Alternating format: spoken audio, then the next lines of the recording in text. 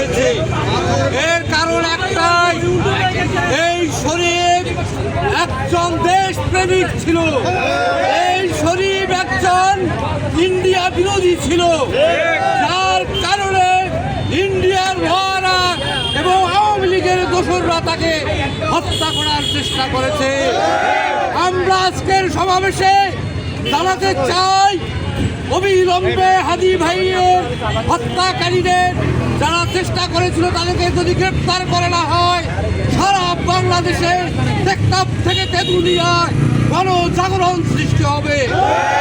আপনারা মনে করেন না জুলাই যোদ্ধারা মরে গেছে, এখনো জুলাই যোদ্ধারা রাজপথে আছে এবং আমরা সাধারণ জনতা তাদের সাথে আছি।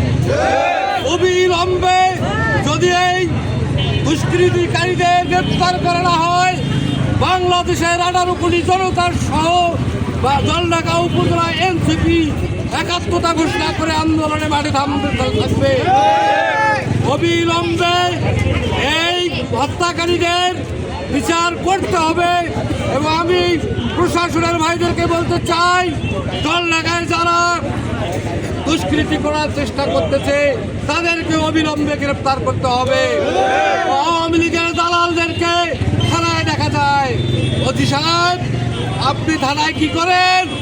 আওয়ামী লীগের দালালরা এখনো থানায় ঘোরে, যারা 24-এর আগেও দালালি করেছে থানায়, এখনো সেই সমস্ত দালাল এখনো আছে। আমি জলঢাকা এনসিপির পক্ষ থেকে ওই সমস্ত দালালদেরকে গ্রেপ্তার করার জন্য বিনীত অনুরোধ করেছি।